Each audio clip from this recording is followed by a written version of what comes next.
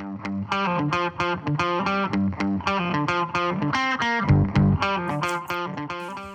right, guys, today on Mike's CJ3B, the F-head engine, we are going to be putting the exhaust manifold in place. So what's also kind of interesting about this is you can see you have these 4-part ports right here. On the L-head, you have the 2 extra intake ports. Well, the F-head doesn't have that. But what's really cool, I found out, is that you've got these 2 holes right here. They don't go into the actual block other than just, deep enough for a stud. But those are left over from the L-head manufacturing process. So we're only going to be using these 5 on this F-head, and these are just going to be open. I thought that was kind of cool. So unlike the L-head, which you guys saw on my CJ2A, the F-head manifold is just the exhaust on the driver's side. You don't have the intake. The intake is on the other side of the engine, built into the cylinder head. So we've got our F-head manifold. We've got everything here. So you've got gaskets that will go here and here. And then this will go to the block like so.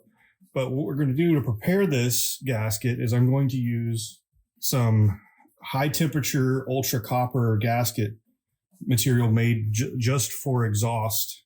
I'm just going to paint some of this gasket material onto the exhaust manifold here, put the gaskets on, then I'm going to paint it onto the gaskets, and then we're going to put this onto our studs and lock washers and nuts, get that tightened down. All right, so we've got our gasket, our copper gasket material on the exhaust manifold ports, and what we're going to do is we're going to take our gasket and fix it on there, put a little bit more on there, and then this is going to go on the block. Now, if any of you have ever seen a used exhaust manifold, you know these things get real pitted. They take a lot of heat, and these surfaces are not always the best. And so adding this extra bit of gasket material is going to kind of help get into those nooks and crannies that a flat paper gasket can't exactly cover up. So we're looking for the best performance here, and I chose to do this as an extra step. So do it if you want to. I recommend it.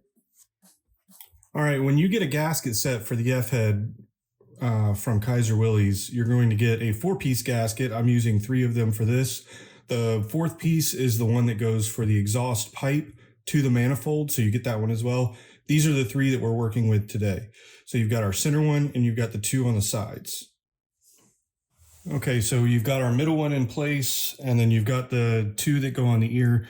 You'll see this little ridge right here, that's going to go block side. So it's going to go flat side towards the manifold, and then the little ridge that's poking up the little cup, that'll go into the block like that.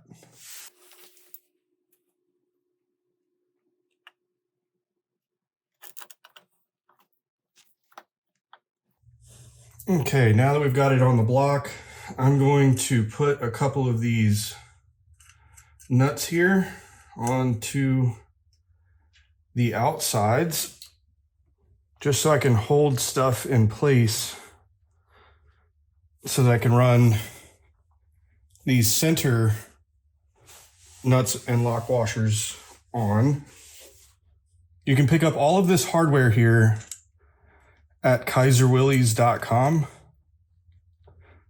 We also sell takeout manifolds where we have primed them, we've chemically dipped them so that they're free of rust. This hardware can be picked up at Kaiser Willys. I'm using the original reproduction. It's going to be enough of the parts for the L-head and the F-head. So if you're working on an F-head, you're going to have some extra pieces left over. If you're working on the L-head, it's also going to come with the tapered washers that go in between the intake and exhaust as well. So now I'm going to get this tightened down here. I'll remove these. I'll put the lock washers there, tighten them down, and then we'll be good to go with our exhaust manifold.